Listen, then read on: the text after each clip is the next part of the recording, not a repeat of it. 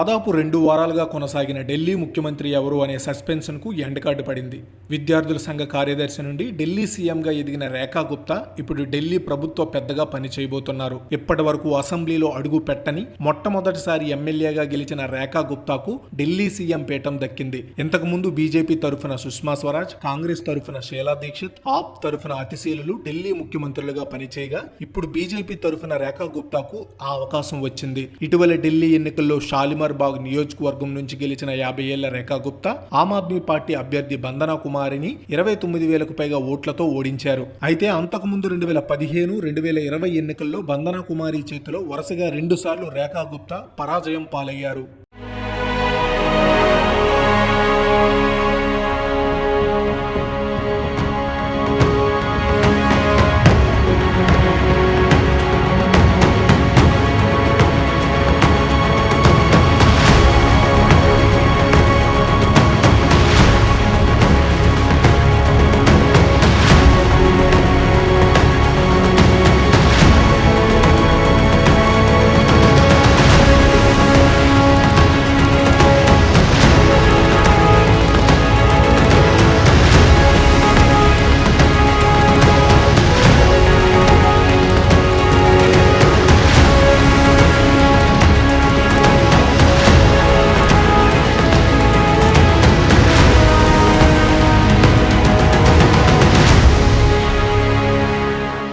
పంతొమ్మిది 1974లో హర్యానా జింద్ జిల్లాలోని నందిగాడ్ గ్రామంలో రేఖా గుప్తా జన్మించారు.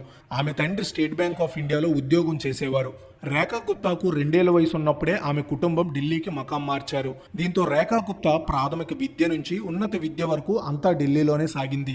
ఇక చిన్నతనం నుంచే రేఖా గుప్తా బీజేపీ వైపు ఆకర్షితులయ్యారు. చిన్నతనంలో రాష్ట్రీయ స్వయం సేవక్ సంఘ్ విద్యార్థి విభాగమైన అఖిల భారతీయ విద్యార్థి పరిషత్ ABVPలో చేరారు. ఆ తర్వాత ఢిల్లీ యూనివర్సిటీలో చదువుతున్నప్పుడు ఆమె దౌలత్ రామ్ కళాశాలలో కార్యదర్శి ఎన్నికల్లో విజయం సాధించారు.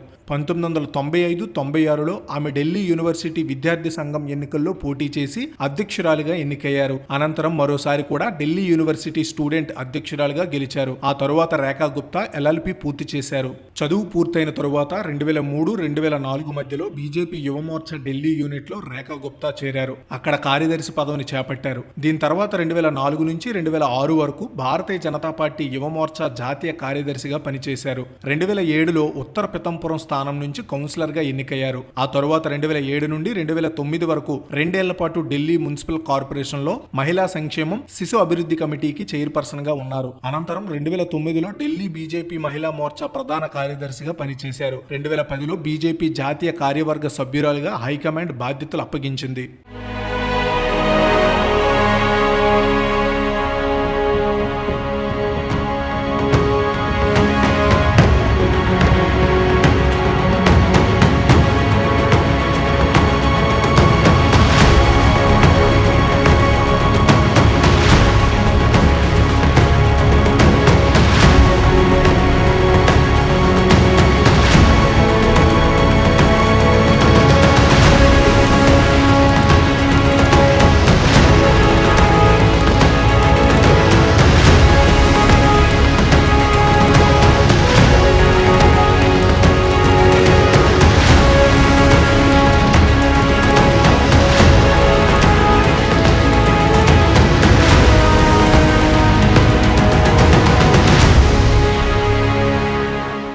రెండు 2012లో కూడా మరోసారి ఆమె ఉత్తర పితంపుర స్థానం నుంచి రెండోసారి కౌన్సిలర్గా ఎన్నికయ్యారు. ఆ సమయంలోనే దక్షిణ ఢిల్లీ మున్సిపల్ కార్పొరేషన్ మేయర్గా రేఖా గుప్తా పనిచేశారు. ఆ తరువాత 2015, 2020 ఢిల్లీ అసెంబ్లీ ఎన్నికల్లో పోటీ చేసిన రేఖా గుప్తా ఒక్కసారి కూడా విజయం సాధించలేదు. షాలిమార్ బాగ్ స్థానం నుంచి పోటీ చేసిన రేఖా గుప్తా 2015లో ఆమ్ ఆద్మీ పార్టీకి చెందిన బందన కుమారి చేతిలో దాదాపు 11,000 ఓట్ల తేడాతో ఓడిపోయారు. 2025 అసెంబ్లీ ఎన్నికల్లో మాత్రం బందన కుమారిని 29,000 ఓట్ల భారీ తేడాతో ఓడించారు.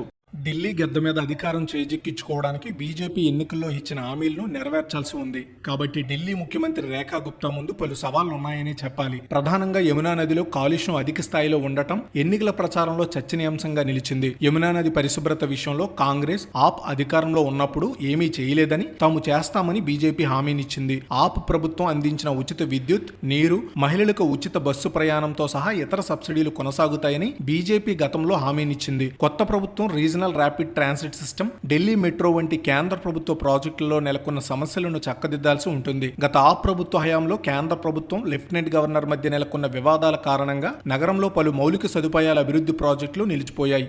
వీటిలో రోడ్డు మరమ్మతుల నుండి చెత్త సేకరణ వరకు అనేక అంశాలు ఉన్నాయి. ఈ పనుల కోసం పట్టణాభివృద్ధికి బీజేపీ ప్రభుత్వం పెద్ద ఎత్తున నిధులు కేటాయించాల్సి ఉంటుంది. వీటన్నింటికీ నిధులను సమకూర్చడం అనేది ఢిల్లీ బీజేపీ ప్రభుత్వానికి భారం కానున్నదనే వాదన వినిపిస్తోంది. ఏది ఏమైనప్పటికీ సాధారణ కింద స్థాయి నాయకులకు భారతీయ జనతా పార్టీ అధిక ప్రాధాన్యతనిస్తుందనడానికి ఢిల్లీ ముఖ్యమంత్రిగా రేఖా గుప్తా ఎన్నికవ్వడం ఒక నిదర్శనమని చెప్పాలి.